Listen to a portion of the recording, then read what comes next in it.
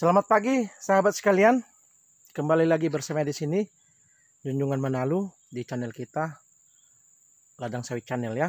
Nah, hari ini saya akan mengajak teman-teman melihat bagaimana ceritanya dalam sebuah pohon kelapa sawit itu terjadi kegagalan pembuahan ya, sehingga tidak terjadi bunga, itu tidak berhasil membentuk buah.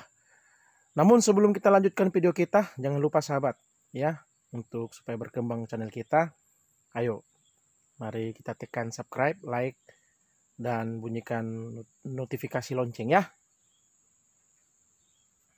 Sahabat sekalian, saya akan mengajak teman-teman untuk belajar melihat seperti apa ceritanya kok di dalam sebuah pohon kelapa sawit itu terjadi putus putaran pemanenan buah kelapa sawit. Nah, salah satu seperti ini teman-teman sekalian. Kalau kita perhatikan, ini banyak pelepah yang kosong. Banyak pelepah yang kosong. Dan ini membuat putaran pemanenan itu menjadi tidak teratur. Penyebab dari banyak pelepah yang kosong, salah satunya adalah pemanenan yang tidak sesuai dengan anjuran kriteria matang buah yang layak untuk diturunkan.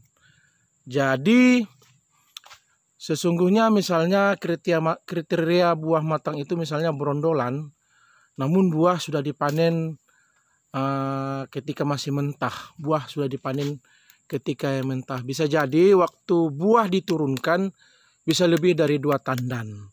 Kebanyakan para petani itu bangga, sawit saya itu sekali turun 4, sawit saya itu sekali turun 2 janjang sekali panen turunnya. Padahal sebenarnya itu adalah akibat dari proses penurunan buah yang terlalu cepat. Nah, gitu ya, dipaksa. Sesungguhnya idealnya ya satu kali panen itu 1 tandan, 1 janjang dengan putaran kurang lebih 13 hari sekali, berarti 26 hari. Jadi 1 bulan itu 2 kali panen. Namun ketika buahnya diturunkan sampai 4, berarti kita sudah memutus atau mempercepat penurunan putaran panen 2 kali atau 2 bulan ke depan. Makanya jangan heran maka sawit ini cepat putus buah. Perhatikan teman-teman ya, cepat. Nah, penurunan buah yang mentah, yang tidak matang juga mengakibatkan sawit ini akan stres, tidak baik. Oleh karenanya petani harus memperhatikan pusingan panen atau putaran panen supaya mempertahankan kurang lebih 13 hari 1 kali dengan kriteria matang yang benar. Itu yang pertama. Yang kedua, perhatikan teman-teman, ini banyak buah yang tidak jadi. Ini banyak bunga yang tidak berhasil untuk dibuahi menjadi buah. Ya, ini juga ya. Ya, jadi banyak bunga yang tidak jadi. Ini banyak bunga yang tidak jadi. Kebanyakan orang kan mengatakan, loh kok pohon sawit saya banyak bunga jantan yang keluar ya, gitu. Kok banyak bunga jantan yang keluar? Sesungguhnya tidak, sahabat petani sekalian. Sebenarnya ini bunga betina ini sebenarnya. Cuman perhatikan baik-baik. Sebenarnya ini adalah bunga betina yang mengalami abortus. Nah, itu ya, yang mengalami abortus. Apa maksudnya? Jadi bunga ini tidak berhasil menjadi buah karena dia mengalami abortus, gitu ya. Mengapa? Kok bisa mengalami abortus? Karena suplai nutrisi, sekali lagi, suplai nutrisi tidak cukup untuk membuat bunga ini berhasil menjadi buah. Nah, ya, tidak berhasil. Suplai nutrisinya tidak berhasil. Nah, diduga tanaman kelapa sawit ini diduga kurang lebih satu setengah tahun yang lalu dia tidak dipupuk. Tidak dipupuk. Jadi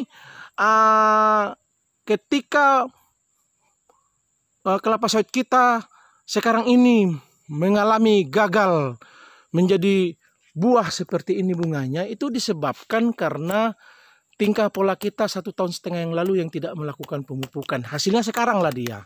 Seperti gini. Akhirnya buah tidak jadi. Perlu dipahami,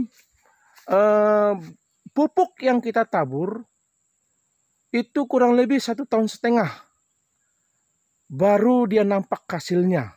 Salah satunya tenaga nutrisi yang kita tabur pupuk hari ini itu 1,5 tahun ke depan hasilnya kita lihat. Bisakah dia membuat pupuk ini pohon sawit ini terpenuhi nutrisinya sehingga membuat bunganya berhasil untuk menjadi buah, itu tergantung suplai pupuk hari ini.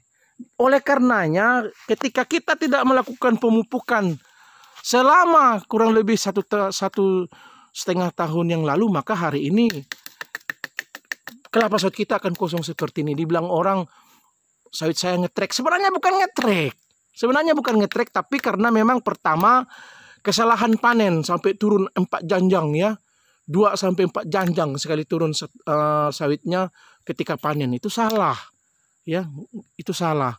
Yang kedua memang dia ini kekurangan nutrisi sehingga dia banyak bunga yang gagal, mengalami abortus seperti ini, seperti itu ya. Nah, inilah hal-hal yang membuat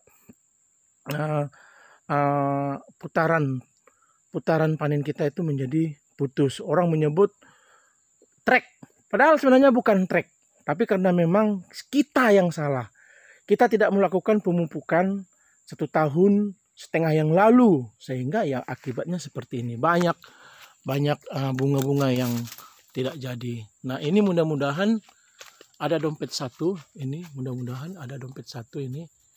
kita perhatikan, mudah-mudahan ada dompet satu ini menjadi buah. Namun saya khawatir dengan bunga yang ini. Sepertinya dia masih kurang suplai juga, kurang suplai bibit, kurang suplai nutrisi, sehingga nanti ini pun masih belum bisa kita harapkan, masih mengkhawatirkan. Seperti itu. Seperti ini juga buah, namun buah landak seperti ini. Ini salah satu kekurangan nutrisi, suplai nutrisi ya teman-teman. Jadi intinya adalah jangan sesekali membuat atau merusak putaran pemupukan kita. Jadi hendaknya kita harus mempertahankan putaran pemupukan kelapa sawit yang kita miliki, seperti itu teman-teman. Jadi yang perlu diperhatikan adalah bahwa kelapa sawit itu membutuhkan kurang lebih, misalnya pada umur 6 tahun seperti ini, dia membutuhkan kurang lebih 9 sampai 12 kilo NPK selama 1 tahun. Sekali lagi, dia membutuhkan NPK kurang lebih 9 sampai 11 kilo per tahun NPK. Tentunya juga harus berimbang dengan kebutuhan pupuk mikronya. Misalnya Cu, Zn, misalnya magnesium, borak dan lain sebagainya ya.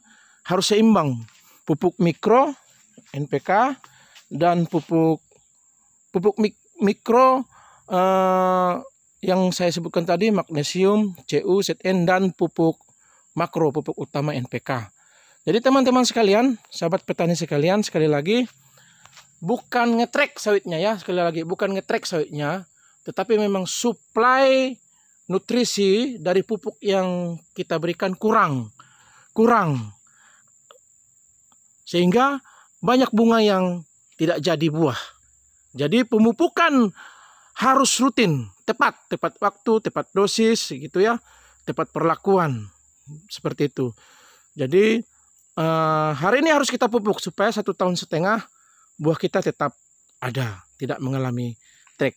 Demikian sahabat petani sekalian, kiranya video saya berikut ini bisa menjadi salah satu pembelajaran buat kita semua. Salam sukses.